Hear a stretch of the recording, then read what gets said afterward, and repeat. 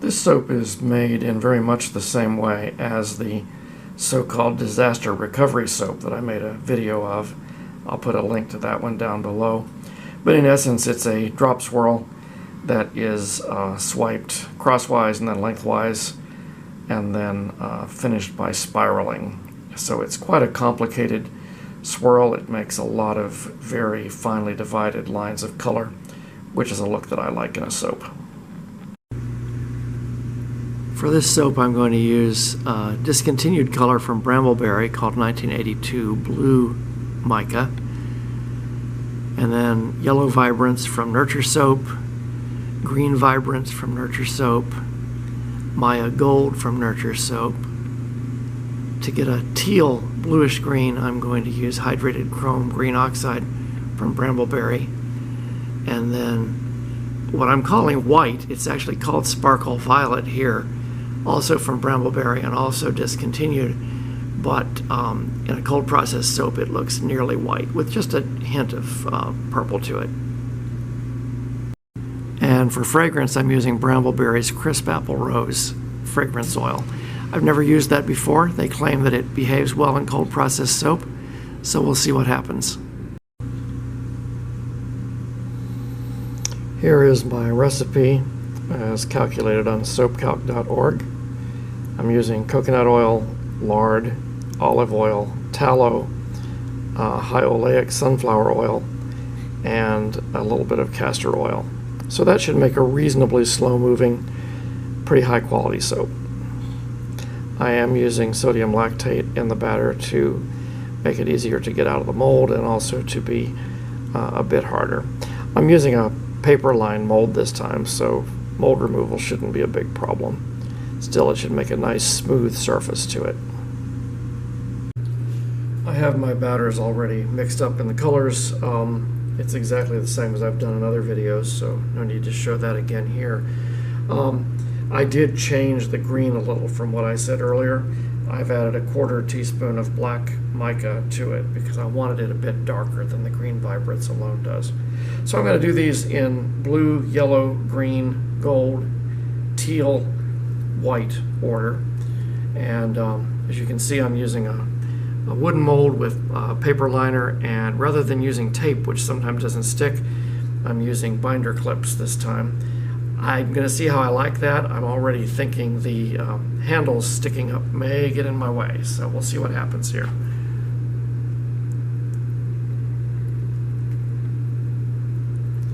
And as I've done on some previous videos, I'm just going to kind of random lengthwise pour these.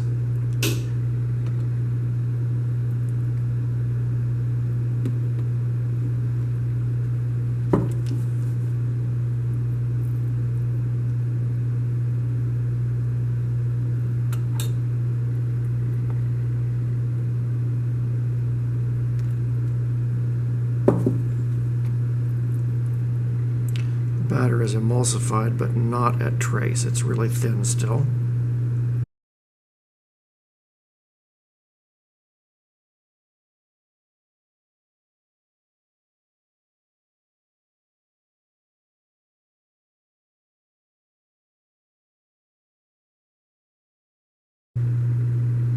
As often happens with a pour like this, it's making an interesting pattern in its own right.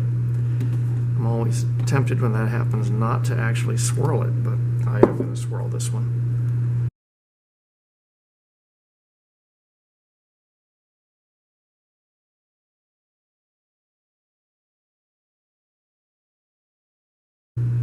That's 2 passes. I'm going to use about half of what's left this time.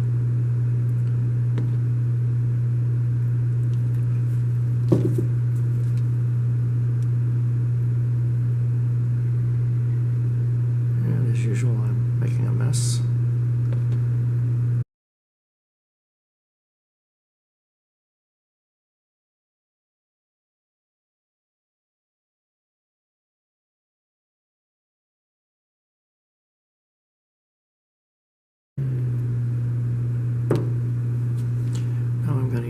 All but just a little bit to save to decorate the tops for the end.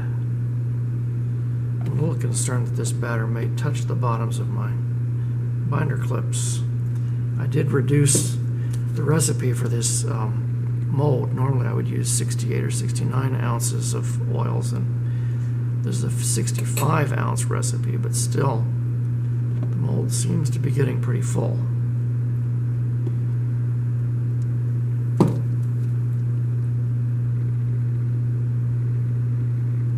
But then I'm almost out of batter too, so maybe it'll be all right.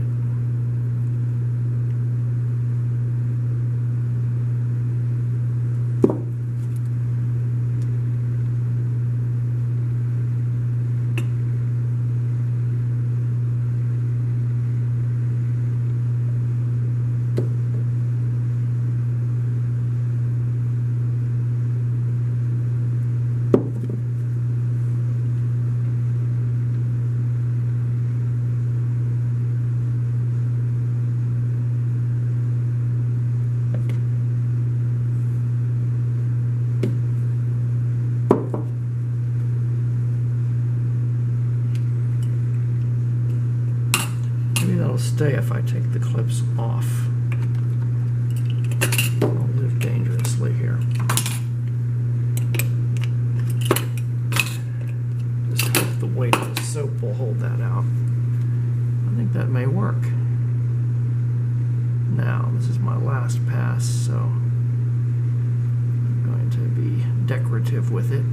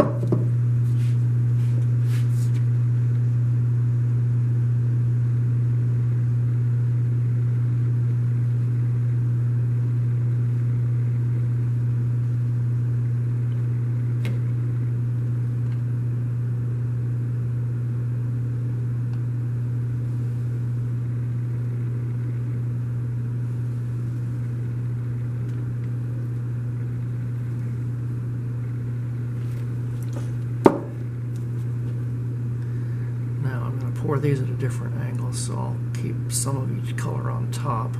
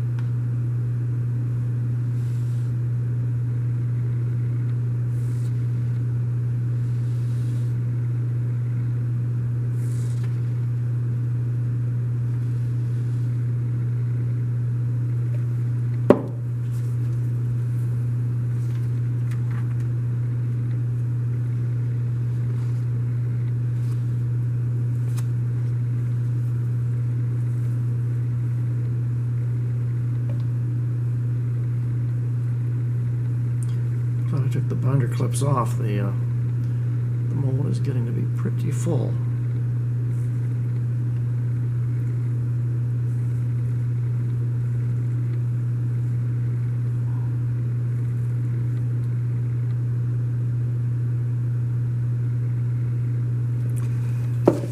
Okay, call that done pouring.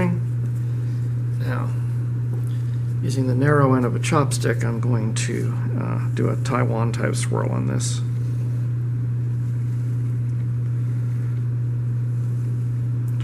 Probably 3/4 of an inch to an inch apart.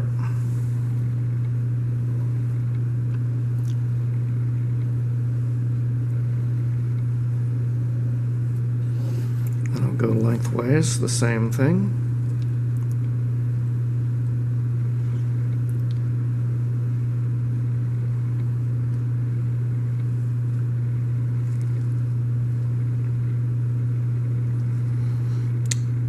I think I'll do spirals now.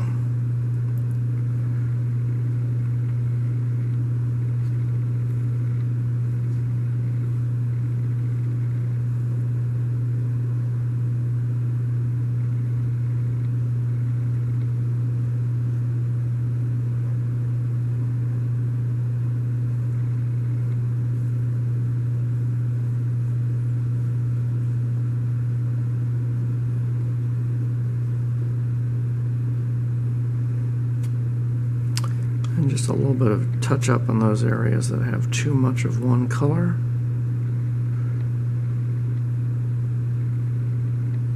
Mainly it's the white, it seems, it's like that.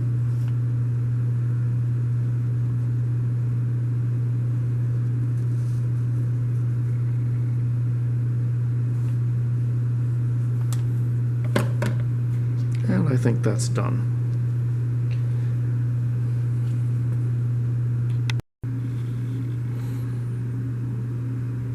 So there it is, looking straight down on the freshly poured batter. I do plan to C-pop this. I'll put it in a 170-degree oven for a couple hours, and we'll check it tomorrow.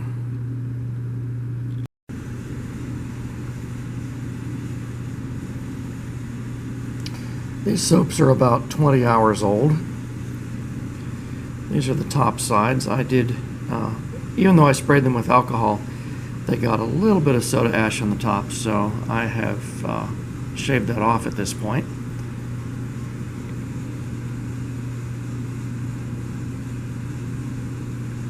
Nothing particularly innovative about that pattern, but I think it's attractive. I won't show all 18 bars, but these are 6 representative ones. And then here's a cut side.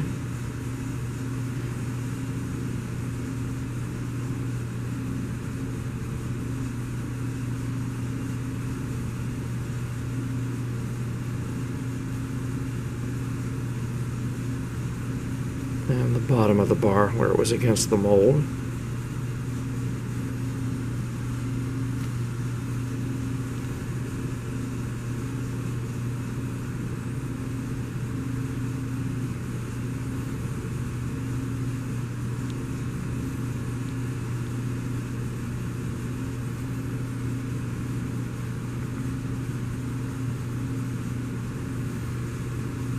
Again, the bottom.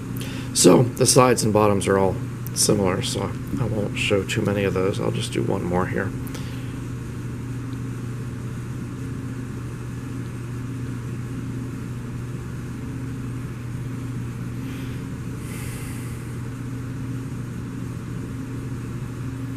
That is a side that was against the side of the mold, and the bottom again.